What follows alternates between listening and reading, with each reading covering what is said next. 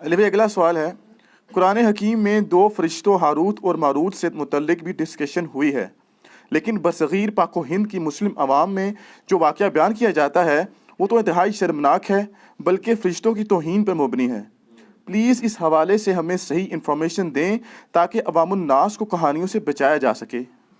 عوام الناس کو کہانیوں سے بچانے کے لیے میرے بھائی آپ کو کہانی بازوں سے توڑ کے نا کتابوں کے ساتھ جوڑنا پڑے گا، اور آپ کو ایک دفعہ بڑے احترام سے ان کے سامنے عرض کرنی ہوگی کیا کہ مرنے سے پہلے اے مسلمان کر لے اس پہ غور، کتابوں کا خدا اور ہے، بابوں کا خدا اور۔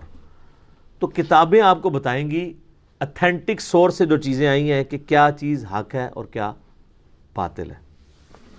یہ ہاروت اور ماروت کے بارے میں جو پبلک کے اندر مشہور ہے ہم آپ کو بتا دیتے ہیں، اور اس کا سورس بعض کتابوں کے اندر موجود ہے، لیکن محدثین نے سخت جرح کی ہوئی ہے کہ یہ واقعات مجہول راویوں نے بیان کیے ہیں۔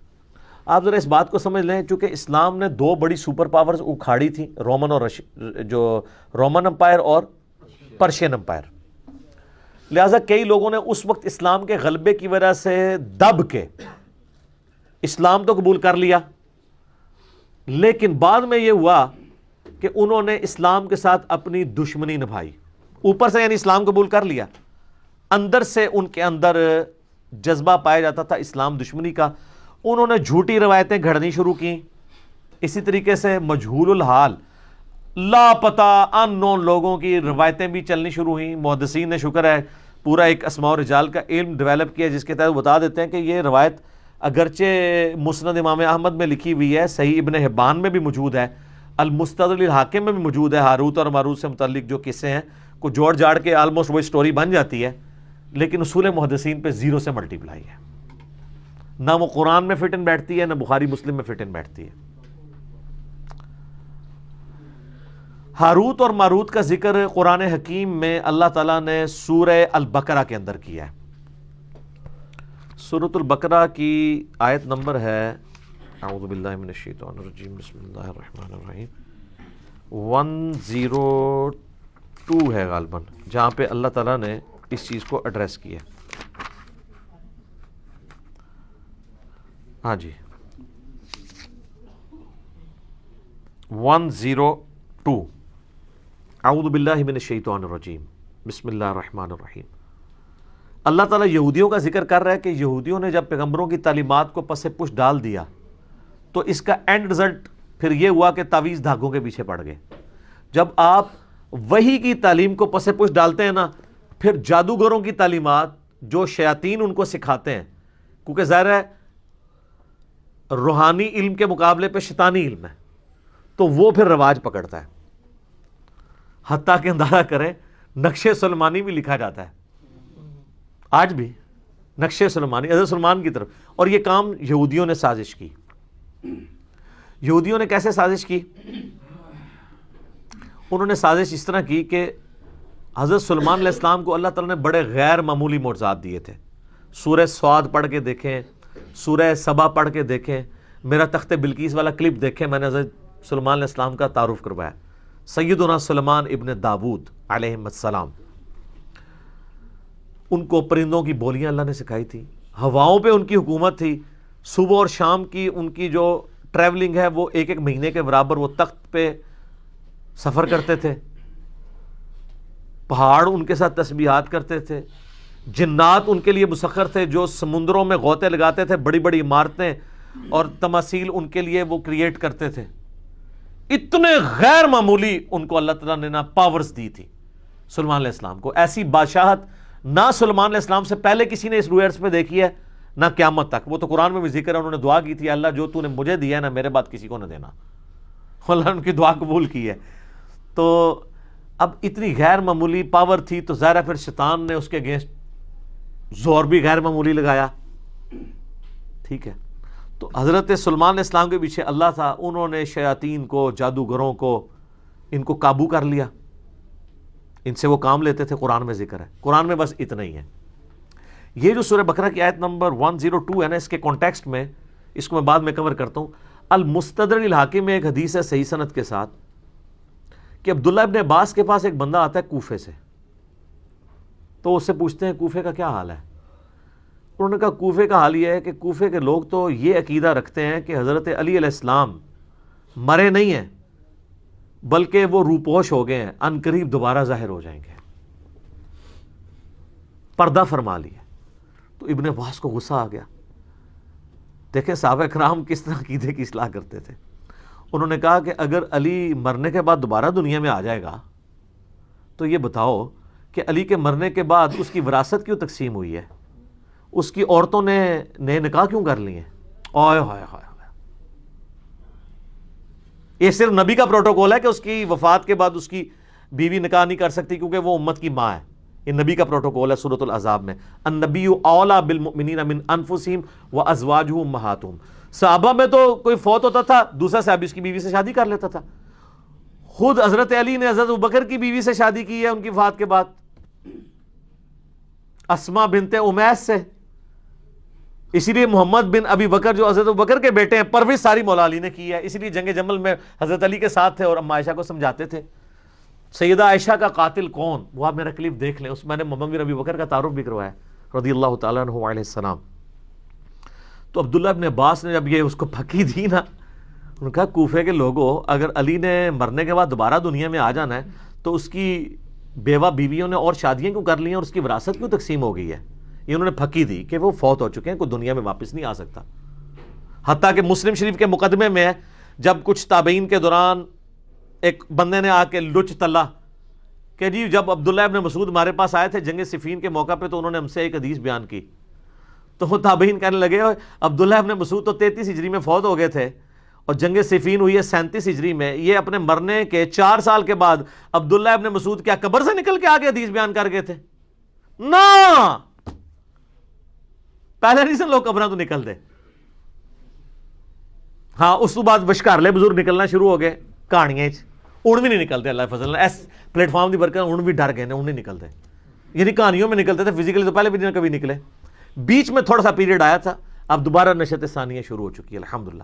تو عبداللہ ابن عباس رضی اللہ تعالیٰ عنہ نے کہا کہ اس طرح تو نہیں ہو سکتا, اور پھر انہوں نے کہا اے کوفے کے لوگوں تمہارا حال تو وہی ہے, تم آئے ہو عراق سے, عراق کے لوگ ہی تھے نا, بابل شہر کے رہنے والے, بابل کا نام بھی آئے گا اس میں, بابل ہم اردو میں کہہ رہے ہیں, لفظ بابل ہے, اور بیبلونیا انگلش کے اندر دنیا کی سب سے قدیم ثقافت ہے. تو یہ تم لوگ ہی تھے نا, جو تمہارے لوگوں کا تو صاحب وہی ہے جو سلمان علیہ السلام نے جب جنات کو قابو کیا تو ابن عباس نے کہا, اور ان کی وہ ساری شیطانی کتابیں جو ہیں جو ان کو شیاطین کچھ خبریں دیتے تھے فرشتوں سے چوری کر کے, تو اس میں جھوٹ ملا کے وہ پبلک کو بتاتے تھے, وہ ساری کتابیں قبضے میں لے کے نا سلمان علیہ السلام نے نا اپنے محل کے اندر دفنا دی اپنی کرسی کے نیچے. ان کا روب تو آپ کو پتا تھا نا, قرآن میں آتا ہے کہ فوت ہونے کے کتنے عرصے بعد تک بھی جنوں کو نہیں پتا چلا, تو ان کی کرسی کے نزدیک کس نے لگنا تھا. بہرحال جب یہ معاملہ حضرت سلمان علیہ السلام فوت ہو گئے, بعد میں لوگوں نے ان کی کرسی کے نیچے سے, انہوں نے کہا پتہ نہیں کرسی میں کوئی ایسی طاقت ہے, وہ جب کھدائی کی تو وہ کتابیں نکل آئیں. انہوں نے کہا اچھا یہ سلمان تو جادوگر تھا, یہ جادو کی خزانے ہمارے ہاتھ لگ گئے ہیں, یہ ان کتابوں کے ذریعے وہ سارے کام کرتا تھا. ان کے ماننے والوں نے ان کو جادوگر کہہ دیا, کہتے ہیں یار جادو کے بغیر تو اتنا غیر معمولی علم ہو ہی نہیں سکتا. تو اللہ تعالیٰ نے پھر اس کی نفی کیا. پھر ابن عباس نے کہا کہ قرآن پڑھ کے دیکھو, اللہ نے سلمان علیہ السلام کو بری کیا اس سے.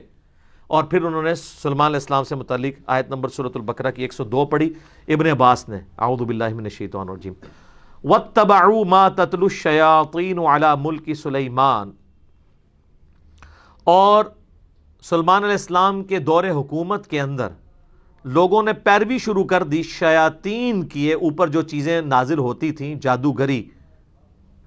وما کفر سلیمان, سلیمان نے کبھی کفر نہیں کیا. ہائے ہائے ہائے, سلمان جادوگر نہیں تھا, وہ اللہ کا پیغمبر تھا. وَلَٰكِنَّ الشَّيَاطِينَ كَفَرُوا, بلکہ شیطانوں نے کفر کیا.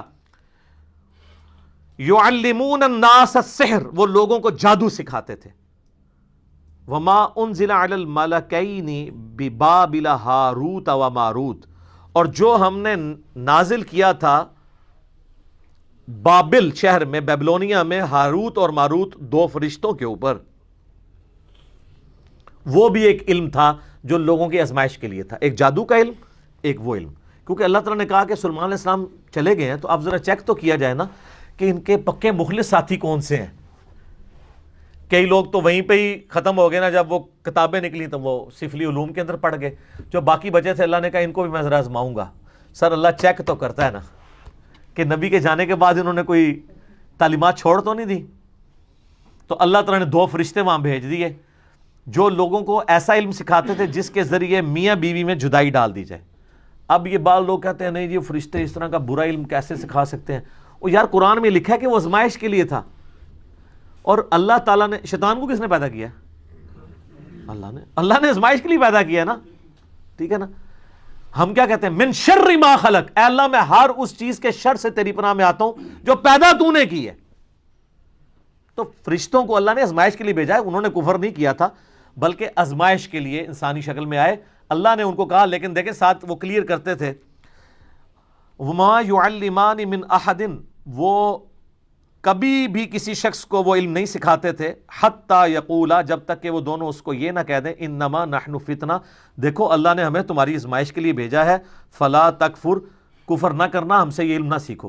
یار اس سے بڑی اور ننگی بات ہو سکتی ہے کہ فرشتہ انسانی شکل میں آئے اور وہ آ کے کہے کہ میں تمہیں ایسا علم سکھاتا ہوں جس کے ذریعے تم میاں بیوی میں جدائی کروا سکتے ہو اور کسی کی بیوی کو اپنے ساتھ لگا سکتے ہو اس سے طلاق دلوا کے، لیکن یہ کرو گے تم کفر، اور اللہ نے ہمیں تمہاری آزمائش بنایا ہے، یہ سیکھنا نہیں ہے ہم سے. پھر بھی کہنا نہیں سر تھوڑا جاتے سکھا دو، تو اس کا مطلب ہے تھڑک گئے. اور ایک طرف ہمارے نبی کے اصحاب ہیں، نبی صاحب دنیا سے چلے گئے ہیں، کتنے قبائل مرتد ہو گئے ہیں. اور حضرت ابوبکر کہہ رہے ہیں کہ اگر جنگل کے درندے بھی آ کے مجھے کاٹ دیں تو جو اللہ کے نبی کے زمانے میں ایک رسی بھی دیتا تھا زکوٰۃ میں نہیں دے گا، نہ میں قتال کروں گا، اکیلا مجھے کرنا پڑے. ہزاروں لوگ مرتد ہو گئے ہیں اور صحابہ کے کانفیڈنس نے اتنی کم مین پاور کے ساتھ رومن اور پرشین امپائر اکھاڑ کے رکھ دی ہے. اور ایک یہ سلیمان علیہ السلام کے ساتھی ہیں کہ دنیا سے گئے ہیں تو کس کام میں پڑ گئے. اتنی واضح بات سننے کے بعد جب فرشتے ان کو کہہ رہے ہیں کہ دیکھو اللہ نے تمہیں آزمائش بنایا ہے، ہمیں تمہارے لیے آزمائش بنایا ہے، ہم سے نہ سیکھو. فَيَتَعَلَّمُونَ مِنْهُمَا مَا يُفَرِّقُونَ بِهِ بَيْنَ الْمَرْءِ وَزَوْجِهِ، اور وہ ان کو سکھاتے تھے ایسا علم جس کے ذریعے میاں بیوی میں جدائی ڈلوا دیں. وَمَا هُمْ بِضَارِّينَ بِهِ مِنْ أَحَدٍ إِلَّا بِإِذْنِ اللَّهِ، اور وہ کسی کو نقصان نہیں پہنچا سکتا تھا وہ علم، ہاں مگر اللہ چاہے. یعنی جو اللہ کی پناہ میں آتا ہے، جو اذکار کرتا ہے، سارے جادوگر مل کے کچھ کر لیں. نبی علیہ السلام پہ بھی جادو ایک دفعہ ہوا ہے جب معوذتین نازل ہوئی ہیں، اس کے بعد کبھی کسی صحابی پہ جادو ہوا ہے؟ حضرت عمر نے پوری دنیا تل پٹ کر دی ہے، سارے جادوگر یروشلم میں بیٹھے تھے، کرتے نا حضرت عمر پہ جادو؟ بچا لیتے اپنی سلطنتیں؟ نہیں. جب اذکار آ گئے تو پھر جادوؤں کے کام ہے. وَيَتَعَلَّمُونَ مَا يَضُرُّهُمْ وَلَا يَنْفَعُهُمْ، اور وہ ایسا علم سیکھتے تھے جو ان کو نقصان ہی پہنچاتا تھا، نفع کو نہیں دیتا تھا. وَلَقَدْ عَلِمُوا لَمَنِ اشْتَرَاهُ مَا لَهُ فِي الْآخِرَةِ مِنْ خَلَاقٍ، اور بے شک ان کو وہ خوب تھا، علم تھا اس بات کا کہ وہ اس چیز کے خریدار ہو رہے ہیں کہ اس کے بدلے آخرت میں ان کو کچھ نہیں ملنے والا. وَلَبِئْسَ مَا شَرَوْا بِهِ أَنفُسَهُمْ، کیا ہی برا سودا انہوں نے خریدا اپنی جانیں بیچ کے. لو کانوا یعلمون، کیا وہ کاش وہ جان لیتے کہ انہوں نے اپنی آخرت برباد کر دی اس علم کے ذریعے. تو یہ تو سر صحیح مسلم میں بھی حدیث ہے نا کہ شیطان کا تخت پانیوں پہ ہے، عین ممکن ہے برمودا ٹرائنگل پہ لگاؤ، شام کے وقت سارے اس کے کارندے اس کو کارگزاری سناتے ہیں، آج میں نے فلاں شخص سے فلاں گناہ کرایا، فلاں سے فلاں کرایا، فلاں سے فلاں کروایا. کوئی امپریس نہیں ہوتا. ایک اس کا شاگرد آ کہتا ہے میں نے آج میاں بیوی کے درمیان جدائی کروا دی ہے. وہ اس کو گلے لگا کے ملتا ہے، وہ بھائی تو صحیح کام کیتا ہے، کیونکہ تمدن کی جڑ ہی کٹ جائے گی جب میاں بیوی علیحدہ ہوں گے، اولاد بھی ختم، مینٹل ماڈلز بدل گئے، معاشرے کے لیے ناسور بن جائیں گے. تو یہ فتنہ شیاطین والا ہے. قرآن میں بھی ہے کہ میاں بیوی میں جدائی، اور یہاں پہ بھی میاں بیوی میں جدائی شیطان ڈلوا کے خوش ہوتا ہے. تو وہ کہتے ہیں ہاروت اور ماروت جو ہے نا، یہ وہ ہے جو احادیث میں لکھا ہوا ہے مضبوط روایتوں کے اندر، المسند الحاکم میں مجھے اس کا نمبر بھی بائی چانس یاد ہے, اگلے دن بھی کسی نے پوچھا تھا, 3051 اور 52 نمبر آپ دیکھیں. اس میں کمزور روایتیں بھی ہیں کہ جی وہ کہتے ہیں کہ جی یہ بھی روایت ہے مسند احمد میں, ابن حبان میں, المستدرک الحاکم کے اندر, لیکن کہانی ہے, مجہول ہے اس کے راوی بیان کرنے سے. وہ کہتے ہیں کہ جی وہ فرشتوں نے اللہ کو کہا کہ اللہ تو نے اس کو خلیفہ بنا دیا, یہ تو زمین میں گناہ کرتا ہے. تو اللہ نے فرشتوں کو چیلنج دیا کہ اچھا جی کوئی نیک 2 فرشتے لے آؤ اپنے. میں تمہیں بتاتا ہوں نا, انسان کے بارے میں تم یہ بات کرتے ہو, یہ کسی دکھی انسان نے بیٹھ کے سٹوری گھڑی ہے کہ اسی بڑے ہوتے ہیں, اتے آؤ, لقد خلقنا الانسان فی احسن تقویم. لیکن آگے بھی ہے, جب آپ برائی پہ اترتے ہیں ثم رددناہ اسفل سافلین. ہاں واقعی اگر آپ بن جائیں ابو بکر, عمر, عثمان و علی, تو کوئی آپ کے مقابلے کا نہیں ہے. تیرے ہوتے جنم لیا ہوتا تو فرق تب پڑتا جب تیری تعلیمات پہ بھی عمل کرتا, ورنہ چاہے اس زمانے جمے چاہے آج جمے, فرق کو نہیں کرنا پینا. رفع دین پھر بھی نہیں تو کرنا, جو مرضی ہو جائے, اللہ یہ کہ تو حق کو ایکسیپٹ کر لے. تو ان روایتوں میں ملتا ہے کہ وہ فرشتوں نے 2 بندے اپنے سب سے لائق فرشتے چنے, ہاروت اور ماروت. کہانی ہے میں سنا رہا, ان کو اللہ نے انسانی شکل میں بھیجا اور انسانی کمزوریاں بھی ساتھ لگا دیں, یعنی شہوت بھی اور یہ, اور ایک عورت کو ان کے لیے فتنہ بنا دیا, زورا نام تھا. ٹھیک ہے, وہ کہتے ہیں 17 زورا بھی وہی عورت ہے, وہ آندھی ہے, میں تمہیں دسنا کیویں آندھی ہے. وہ کہتے ہیں فرشتوں کو اس نے زورا بی بی نے آ کے کہا, جو یعنی یہ ایک کہانی ہے, کہانی شریف, کہ جی تم 3 آپشن ہیں, مجھ سے بدکاری کر لو, ان کا استغفر اللہ گناہ ہے, یہ بچہ قتل کر دو, انہوں نے کہا یہ تو بہت بڑا گناہ ہے, یہ شراب پی لو. تو کوشش کرتی رہی, الٹیمیٹلی انہوں نے کہا تینوں میں سے سب سے کم گناہ شراب پینا ہے. شراب پی لی, تو شراب پینے کی وجہ سے انہوں نے بدکاری بھی کر لی اور بچہ بھی قتل کر دیا. اور پھر اللہ نے کہا کہ اب میں تمہیں عذاب دوں گا. تو انہوں نے کہا یا اللہ ہمیں تو دنیا میں عذاب دے دے, آخرت کا عذاب تو بہت سخت ہے. تو وہ عراق میں ایک کنواں, آج بھی لوگ زیارت کے لیے جاتے ہیں, کہتے ہیں اس کنویں میں الٹے لٹک رہے ہیں. اچھا وہ انسانی شکل میں آئے تھے نا, تو لٹکے ہوئے نظر آنے چاہیے نا. جدو دن لٹکے نے انہیں پھر دوبارہ فرشتے بن گئے نے. کیوں؟ ایویں کہانی نظر تو کوئی نہیں آ رہے, جھوٹ ہے. وہ باقاعدہ اسلام کے تاریخی مقامات میں لوگ جاتے ہیں, وہاں کہتے ہیں جی ٹنگے نے کتنے نے دکھاؤ نا ٹنگے ہوئے. تو کہتے ہیں انہوں نے, ایک سٹوری ہے. دوسری سٹوری ہے کہ وہ جو زورا بی بی تھی نا, جو ہے ہی کوئی نہیں تھی, انہوں نے فرشتوں سے کہا کہ اچھا تم تو آسمان تک جاتے ہو, تو مجھے کوئی نہ ایسا منتر سکھا دو جو میں بھی پڑھوں تو آسمانوں تک پہنچ جاؤں, تو ٹھیک ہے میں پھر تمہارے ساتھ وہ برائی کرنے کے لیے آمادہ ہو جاؤں گی. تو ایک فرشتے نے انکار کر دیا, دوسرے نے کہا کہ ٹھیک ہے میں سکھا دیتا ہوں, اللہ بڑا غفور رحیم ہے, مجھے معاف کر ہی دے گا. یہ بھی لکھا ہوا ہے اس میں جو آپ بھی کر رہے ہیں. پوری سٹوری لو نا تو اڑے بھرا سی جڑے جعلی ہاروت ماروت نے. تو اس نے اس کو منتر سکھا دیا.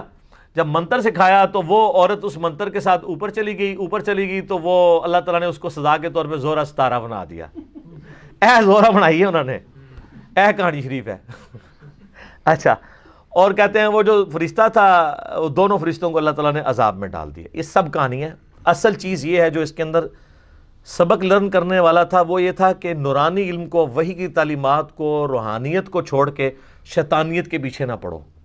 وہ لوگ چلے ہوئے ہیں, سلمان اسلام کی اللہ نے قرآن میں صفائی بھی پیش کر دی, پھر بھی نقش سلمانی آج بھی چل رہا ہے.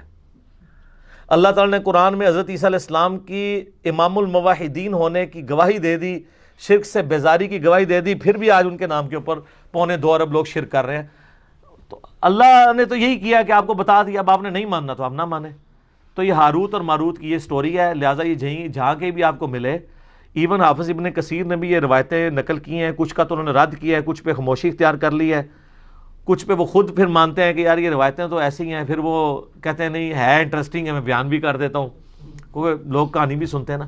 تفسیر ابن کثیر میں یاد رکھیے گا 20% سے زیادہ کہانی ہے اس کے اندر بھی. ادھر بھی صرف جو حدیثیں ہیں نا اور صحیح سند سے وہی لینی ہے آپ نے. جیسے مسلم شریف کی شرح میں جو شرح میں اسے کہتا ہوں, جو لکھتے ہیں مولوی حاشیے میں, اس کو نہیں آپ نے دیکھنا, آپ نے وہ مولانا شریف ہے, مولانا شریف کو مسلم شریف سے نکال کے مسلم شریف کو پاک کرنا ہے. اس طریقے سے تفسیر ابن کثیر میں بھی جو احادیث ہیں جن کی پوری اسناد ہیں ان کو آپ نے دیکھنا ہے, اور وہ سند بھی صحیح ہو. باقی جو سٹوریاں اللہ معافی دے ابن کثیر میں ایسی ولگر قسم کی اسٹوریاں لکھی ہوئی ہیں جو بیان بھی نہیں ہو سکتی. تو وہ انہوں نے کہانی اسرائیلی روایات لکھ دی ہیں. میں بتا رہا ہوں نا کہ اسرائیلیات ہمارے اندر آئی ہیں. شروع میں جو نیو مسلم تھے نا, انہوں نے اسرائیلی روایات بیان بھی کی ہیں. ایسی روایات جو قرآن و سنت سے نہ ٹکراتی ہوں, ہم نہ ان کو مانتے ہیں نہ انکار کرتے ہیں, کیونکہ بخاری میں نبی علیہ السلام نے منع کیا اس سے, لیکن مانتے بھی نہیں.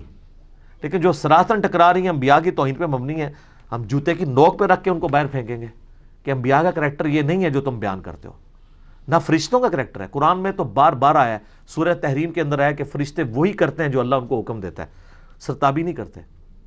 اور یہاں پہ میں ضمناً عرض کر دوں ایک بات, قرآن میں 7 دفعہ آیا کہ اللہ نے فرشتوں کو حکم دیا کہ سجدہ کرو.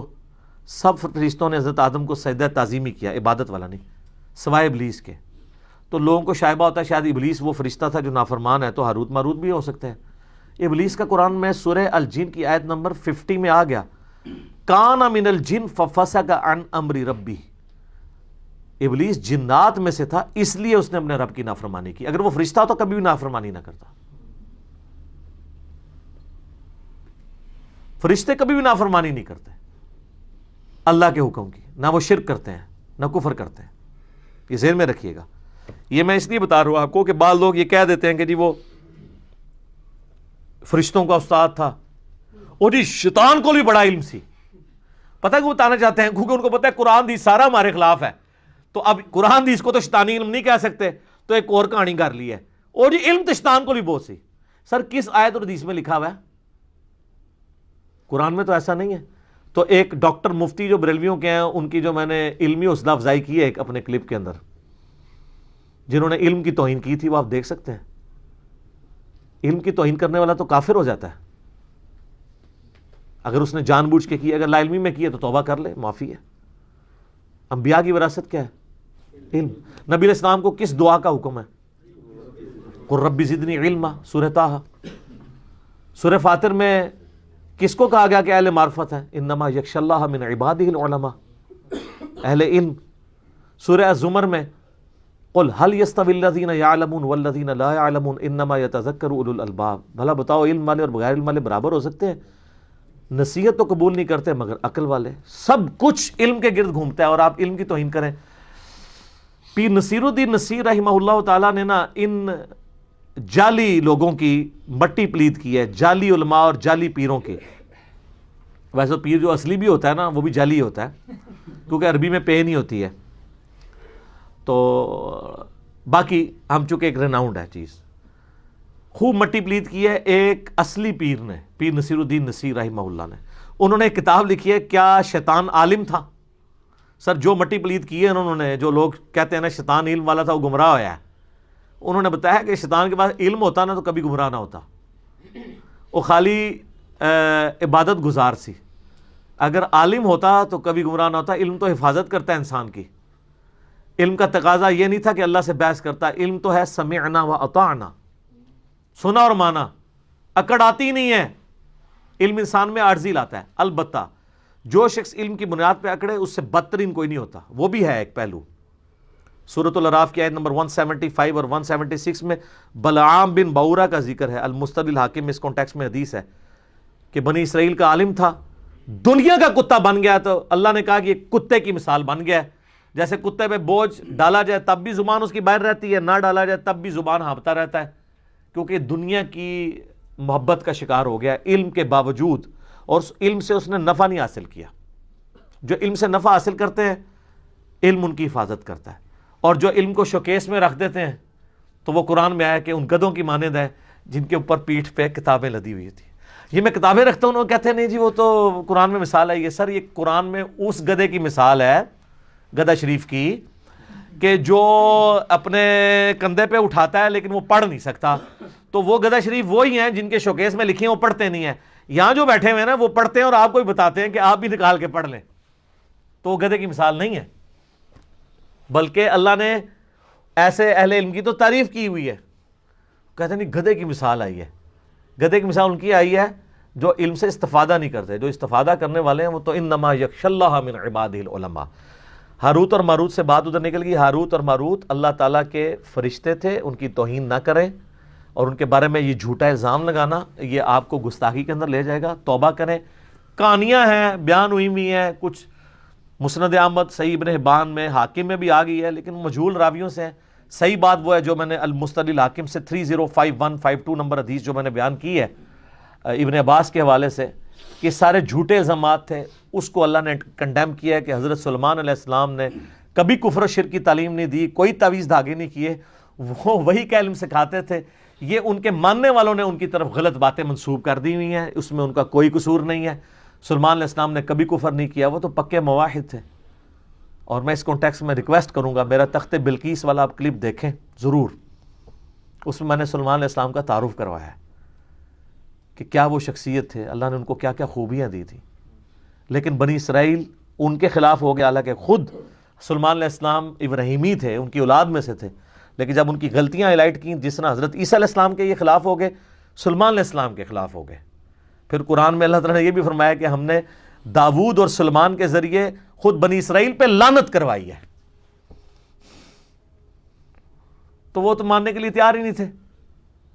ان ہستیوں کو اللہ نے ان کو عزت دی، نبوت سے سرفراز فرمایا، عزت دی، کتاب نازل کی، زبور ان کے والد کے اوپر، اور جانشین بنایا ان کو۔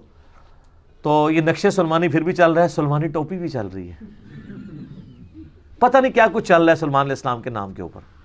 سب کہانی ہے سر، قرآن سے جڑیں، احادیث سے جڑیں تو آپ کو سچائی پتہ چلے گی۔ ٹھیک ہوگا جی؟ اللہ تعالیٰ سے دعا ہے جو حق بات میں نے کہی اللہ تعالیٰ ہمارے دلوں میں راسخ فرمائے۔